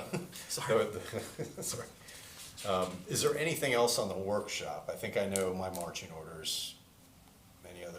And Okay. so that I have an understanding, the workshop is it going to, we gonna present like this or are we going to be walking around as an event? I think more of a presentation style, in my opinion. Yeah, okay. Something more like this where we have two big screens. But we're not back here we're out here Yeah. answering it's an event that we're giving Well, information. it- We're not it- having a meeting, right? At least some of us need to be here because you're gonna be, hopefully you're speaking to an audience. Well, we're presenting, but I mean, we're not going to, it's not gonna be set up like like this kind of a meeting. It could be whatever we want it to be. Yeah, Okay. I mean, Does it look? if it's a typical workshop, we would be here, but we don't have to be here. Yeah, cause I'm thinking this is more of a, Meet and greet. yeah. More yeah. more informal. Yeah. Informal, educational. meet So then and greet. perhaps maybe there's a So better We venue. look more approachable than Approachable, yeah. a bank of. That's true. We could do it at the recreation center, which is also maybe a more approachable place for people to go, Yeah, right? Because you can Yeah. say, hey, your kids can idea. go shoot some hoops or play at the park while you're listening to this stuff. yeah. They have new. We don't have audio this hardened they have- shoreline in between Right, us and the audience. that's what I'm thinking, I don't like this piece. They have going new out. audio visual equipment there now, too. Yeah, I do, yeah. and that room's great. I like it for meetings, so that can be fun. All right. Okay. Is that where Good suggestion. HOA meets too? And Mhm. Yeah, we do Mhm. too. Yeah. You need some more employees. All right, so is there anything else on this? No? The word EAC workshop is what I'm calling it. There is one thing about that room we're talking about. There's only 25 chairs for the audience. There's no way to expand, that's it? I don't think so. I mean, that's the totality of the number of chairs I've seen when I've held meetings there. If we have more than 25 people, it's a good. Yeah, I was gonna say that'd be a successful good event. problem to Yeah, have, I I know, think. but And we can also keep it a working event too. It doesn't have to, you don't have to be seated if the videos are short and sweet and Yeah. the speakers are short and sweet and we identify ourselves as, committee so that people could ask questions. Yeah. they do have 3 or 4 tables that can be helpful, but Mhm. the seating is, I counted it just last couple months, 25 chairs. Okay. All right. Going once, going twice, okay. Bing. That's gonna be for March. So the next one is, the, oh, did I put that in? So do we wanna call it something Yes, different? our strategic goals for 2025. I mean, I know one Yeah. that we It's a just big spent one. an hour and a half talking about. Yeah, that is a big one. But what else is there? The green building Okay. initiative that you have on there. 2025, okay, so. That's two big projects. I mean, you got big and small things we can deal with. I would like small, well, I'd like both, Yeah, and we can decide, but maybe some more small things. well, we have the part 2 of the invasive species thing. We did trees. Steve Parker opined on what should and shouldn't be in the tree list. Mhm. What remains is the non-tree invasive species, and to look at what Tequesta has on its list compared to Fisk, and then Good hear from memory. Steve, and then once Steve says this, that, and the other, and we agree with what he says, then now we have a package that we can take to the council and say, here's what EAC recommends you do to update your invasive species list in your code of ordinances. Okay. And I think that Jay mentioned we might do that in January's EAC agenda, something like that. Yeah. Well, let's see, the legislation is starting to be filed in Tallahassee. I mean, I hate looking at that stuff, but there's always something that we would be for or against. It's just that simple. I'll try to look at it and say, hey, here, raise a flag when I see it. So Dover Ditch will be still in permitting, right?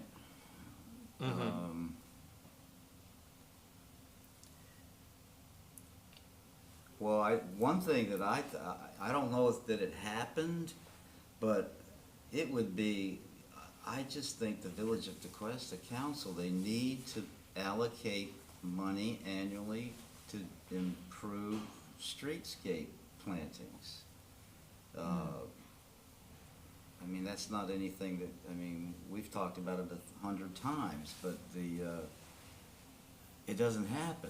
I mean, it could be just $20,000 a year. All these years, you're ending up, over time, you'd end up doing an entire street. And I don't think, I thought about this the other day. I think that old Dixie Highway Improvement Project has fallen off the radar screen. Do you all remember that? I don't think Wade was here then. Was urging, Palm Beach County needs desperately to not only pave Old Dixie, but I'm starting to get concerned about County Line Road too, but they're scheduled to repave Old Dixie Highway from that restaurant on the south, I forgot the name of Blue Blackbird or whatever it is, all the way up to County Line Road. And it was the staff's belief previously that before they do that, then we need to get buy-in from them relative to streetscapes along the edge and the inclusion of medians with landscaping in the medians and who pays for what and all of this stuff. And I know that the staff, when I say staff, I'm thinking of Jeremy and the Public Works Director, I believe, were working with Palm Beach County, and this was months ago, and I haven't heard anything since. I don't know what the outcome was or anything, but that was for the early days of EAC. That was a big issue. Let's keep, Old Dixie is an ugly track. It is. The good news, though, It can be better. the cement concrete's plant got gone. torn down. That's Finally, gone. after all these years. The road's being paved and to get trees in there and native trees. Yeah. and Well, I know one plantings. time we discussed having a park situated adjacent to the railroad tracks, remember that? Yes. But I think that was on the non-street side, right? It was on the, Or was it the street side? To it change was it on into the a, west side of the railroad, Yeah. right? Okay. to Yeah. change the name, didn't the council change the name from a park to a trail for that parcel of property? Cause Yeah. it's not really a park. Both of those uses that close to the railroad tracks really is not a good idea. No, it's And I not. think we shut it down because of Okay, that 'cause it's health not- and safety Yeah. aspect of It's it. a good one for health and I safety. mean, it would have been But nice, but landscaping with native, plants would be beautiful. landscaping along That the railroad sides track of to the road. A1A, or Dixie, what is that road? Dixie. Alternate A1A? Dixie. Dixie. Dixie. Between Dixie and the tracks, that whole parcel is unattractive and could be prime for native plantings. Does Tequesta, do you know, have jurisdiction over that strip? I thought the further north you got of Tequesta Drive on Old Dixie, I thought that was still owned by, It The is, railroad it is. We own the strip that's south of there, okay. and we're actually getting a developer who's fixing up one of the buildings on Cypress is actually like coming in and doing a whole really nice landscape plan at their own expense in the village's property, which is cool. But we do not own the north part. Okay, so we don't have any say in that. Yeah. Tom, What we I- own starts at the edge of the Tequesta Drive right away and goes all the way to the south village limits line. Okay. It's 50, Like and it's- 900 feet? yeah, it's like, and it's 50 feet wide.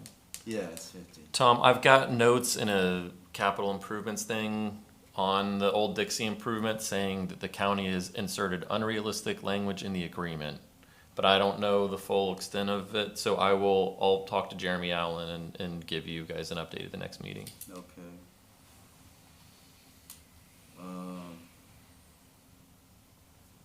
Meg, when you did the, green building presentation, so where is that in terms of, are we going to look at some of those initiatives or?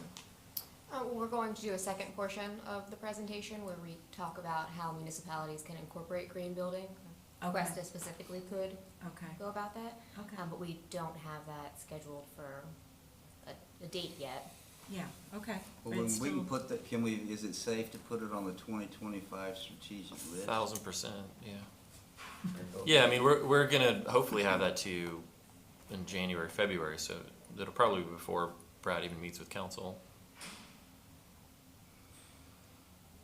What else?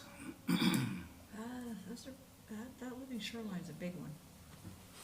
Speaking of that, can I ask you a quick question? I think you guys might have touched on this at one point.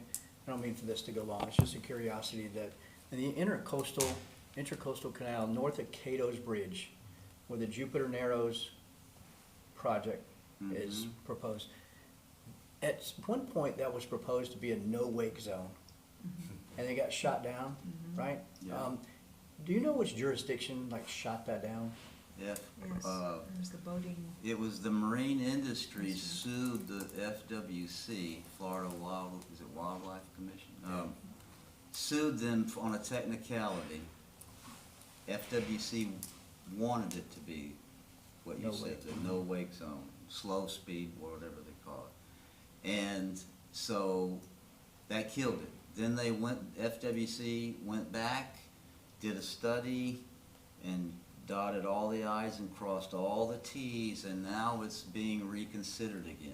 Okay. And there was a hearing in this room, I don't know, 3 weeks ago. And they originally wanted to do everything, make it a slow speed, no wake zone from the Loxahatchee River to the northern edge of the condos that are on the water, okay?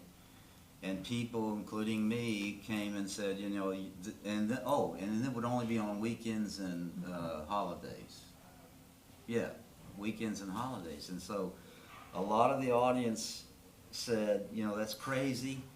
You know, you expect a boat owner, driver to know that they can, you know, to when to speed or when not to, it was just stupid.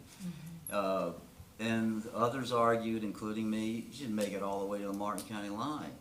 And,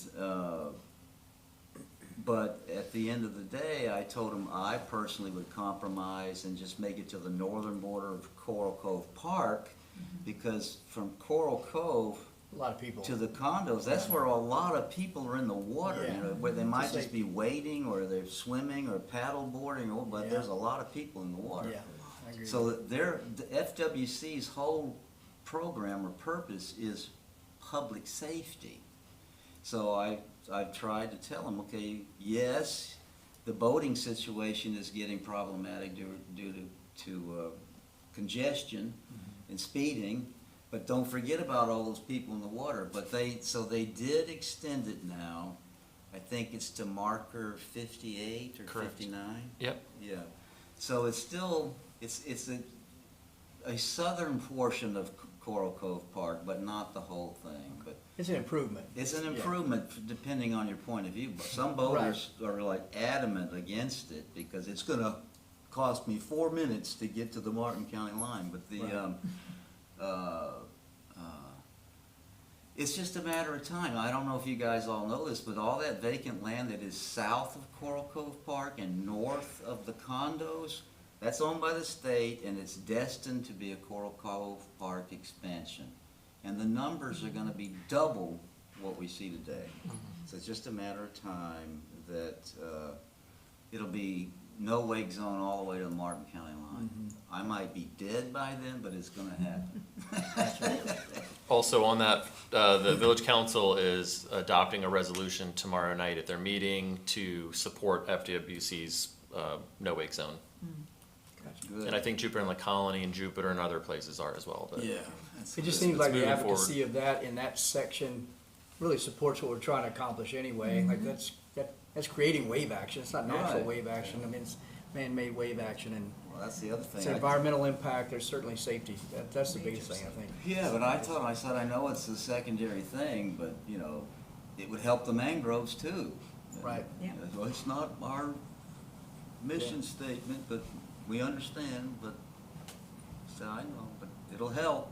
Yep. Well, I think in Sue's presentation, that was one of the reasons that she had explained that the mangroves that were there have Gone. dissipated Right. throughout the Wave years. action. In addition to just an increase in water levels in general, but it's that wave action, yeah. Well, and you do have a lot of people crawling around in there too. Exactly. Yeah.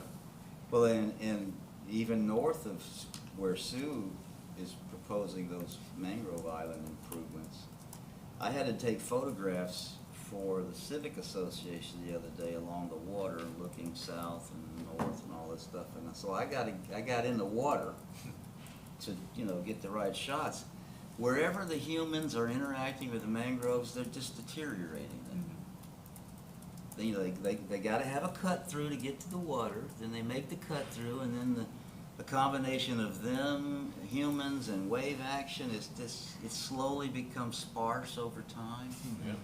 And it's just not, certain parts of it just don't look healthy at all. Yeah. Thanks for that history. I appreciate it.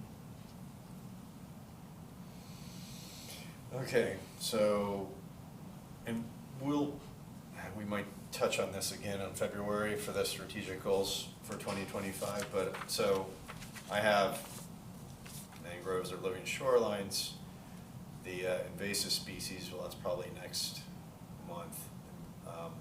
Environmental legislation, I'll watch it. yeah. And if there's something, there's always something good or bad, so I'll keep my eye on it for us. Is there anything you need EAC to do, Jay and Megan, relative to Arbor Day?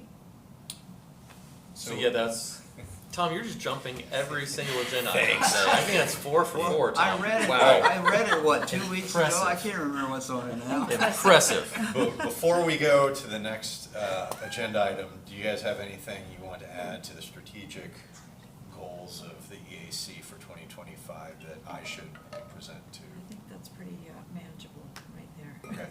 Unless something Thank you. comes up between now and January. Well, we can think in Yeah. January, if something comes up, we can talk about it then. We can go back and look at the survey too, to see what other items, citizens may have expressed. Well, that's funny you should say that because I included that. Excellent. This is the day of segues, right? Yeah. All right, so Arbor Day, Earth Day. I just saw that Water Conservation Proclamation was done last month, was it? Is that right? I Okay. thought I saw something in the VOT news. Mm. Maybe I'm wrong. Anyway, Arbor Day and Earth Day, there are the dates. We need to come up with what we believe is going to highlight and, I don't know. I'll jump in, Brad. Yeah. Yeah, so we're in the Tree City USA program now, and as part of that, we have to have an annual Arbor Day event. And Arbor Day and Earth Day both are around the same time, so it's kind of easy to do a joint one. Last year, we did a very last minute Arbor Day event to cap off our Tequesta Drive planting program. It really worked out great for how last minute was. This year, I'd like us to the EAC to maybe provide a little more input early on, and ideally, something that you guys would be able to attend as well. One thing I'm working on is seeing if there's a way we could do it to coincide with the opening of Remembrance Park. So looking at the construction timelines now, the completion date is going to be around that time frame. So it's possible we could do those, kind of do a joint Arbor Day grand opening event, which would be fun. But I need to talk to some people a little bit more and figure out if it'll be done by then. If not, does anyone have thoughts on where to have a Arbor Day event? So it has to entail a tree planting. I don't think you even have to plant a tree. I think it just has to celebrate trees in some way. Well, at the rate we're going, I would think it'd be nice to plant at least one tree. But I thought last year, I know it was, came upon everybody kind of quickly, but the turnout was pretty good. Yeah. And we planted that oak tree that's out in front of Village Green now. And we had 2 or 3 classrooms of elementary kids from the local schools here, which was, they had the time of their life. It was great. Are mangoes trees? What's that? Yeah. Mangoes? They're not included in the Not, arbor. yeah, that'd be a tougher, right? It was a live oak, right? Live oak, okay. Yeah. It should be centered around planting a tree. That's very visual, ceremonial. Can they just hold back on the last tree that they're going to plant? Well, that's what we did out here. We held Yeah. the last one, so we could look at that. And I just don't know if the park's going to be done by then. They got delayed by some issues. And a big tree, Yeah. not a Oh, 2 yeah, foot, the- 3 foot tree, a big one. Moolah. Yeah. Put the money in the last tree. Let me talk to the I'll talk to the village manager and public works director and see if there's any tree plantings that we can sync up around that date. Or if Remembrance Park is not available or not ready, but it's probably going to be pretty far along, I would imagine. If it's safe to have people on that site, Yeah, and you know where X tree needs to go, perhaps, that might be even cooler Mm-hmm. if we're going to do the kids thing again too. yeah. I like that. Okay. That just all blends in, because that's a passive park with all the natural, yeah. That makes the most That sense. makes the most sense, but again, a good big tree. Yeah. We're taking donations, Yes. Michelle. Whatever, you plant the little ones, but for that one, put the money into that tree, because that's gonna be in the park, provide shade. Yeah, they need the shade. Don't wanna wait till I'm not here to have some shade. And remember 20, this, 30 years. remember this A lot game. of references to people leaving, I don't know. Quite a Something we more. should know, plan for? It happens, we don't know how this happens. Yeah. A palm tree does not absorb carbon gases as well as a tree, Lots of leaves. Or as well as a mangrove. or as tree. well as a Ah. mangrove. Me too. Yep. Mangroves, they'll also grow in the freshwater, right, which is certain ones of them. It's. Has to be I'm not brackish? sure It's about mostly this. saltwater. All right. I think it's salt and brackish only. Yeah, Yeah. Okay. but go ahead, I'm sorry. You were saying? No, I said it. Okay. Salt and So brackish. you don't like, you don't like the palm trees then, because they don't have as much? Yeah, they don't, That's true, they- sure. their shade power is low and they don't absorb carbon like a, say, a live oak would or some other native And a lot of. tree. Well, I think everything in Remembrance Park was native, right? Yes, I think we I- kind of went through that. I hope so. Yeah. I think it was either all native or maybe at least Florida friendly. I think it was heavily native though. And I'm sure there was Can you- a good-sized tree in that. Yeah, plan there's a few somewhere. live oaks and I think there's, I'll look at the landscape plan, but I'm sure we can find a couple That's a good ones. high property, so. So what's the fallback if we can't get in the park for the event? Let's, you That know would what, be let's- something we probably need to discuss And- next meeting. Yes, Because you're gonna find out if it's not done, if it's safe Yeah. or, appropriate to have 100 people there, whatever, to plant a tree. exactly. Right, okay, Yeah. good plan. In addition to that, what else do you think EAC needs to suggest or do for this Arbor Day, Earth Day? Uh, Well, if that park is available, My recollection is a proclamation is usually issued by the mayor, letting the citizens know that Mhm. they hereby deem, Arbor Day to be Arbor Day in Tequesta, something like that, I don't remember. But that's not in our hands, basically, Yeah. but we need to make sure she does it, I think, that used to be a Tree City USA requirement, I think. So, yeah, so we do the proclamation, and then at last year's, like, I was the MC, and the mayor gave a speech, and then, the previous EAC chair gave a speech.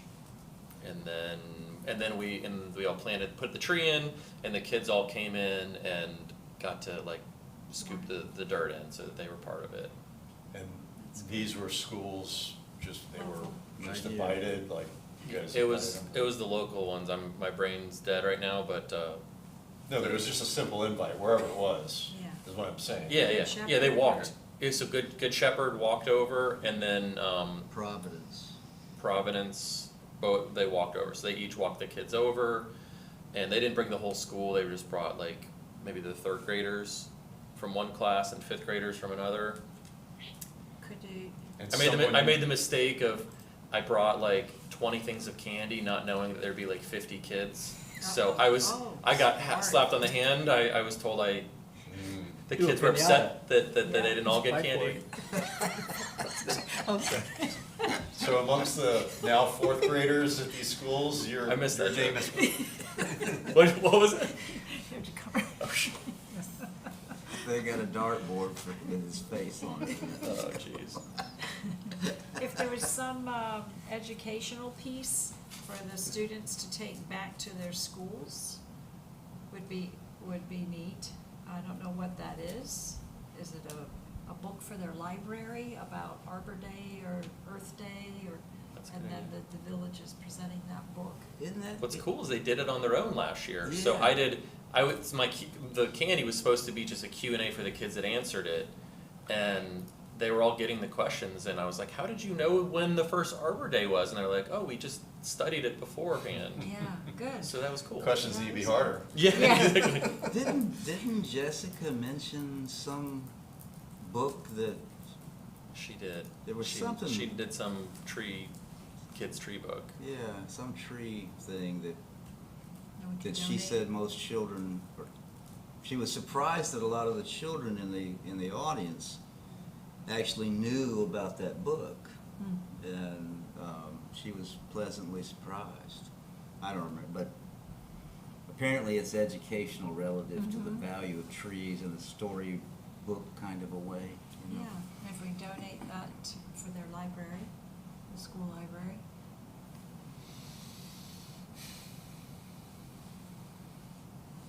All right, so I like that idea. You'll find out if if, at the very least, we can be on property if it's not gonna be done. Yeah. Or see if we can arrange to plant a tree. I mean, they're already, probably already purchased at that point. We just need to get the approval to put one in early. Yeah, yeah. We'll see what we can do. And if it's, can't be a tree, maybe it's some other plantings that are going in. I don't know what's, There they- are, there's like hedges. grasses or things like that, yeah. Something interactive and, Does that qualify as Arbor now? Arbor, oh, no, it doesn't, Earth Day. Earth Day? Yeah, we'd have to Alright. switch the focus. Yeah. Well, we're trying to celebrate both of them, so. Yeah. Okay. All right. Is that it? Yeah. That's all I've got. Okay. All right, that concludes. Can I get a motion? I make a motion to, the meeting is ended? To end the meeting. Adjourn. Second. Adjourn is the Adjourn. word I'm looking for. Did Wade Second. second it? Did you? Yes. Oh, second. I'm sorry. Yes. All those in favor? Aye. That Okay, passes. it's a good meeting. Couldn't think of that word adjourn. It's a big one. They got another meeting here at 6 o'clock, I think. Happy hours don't count as meetings.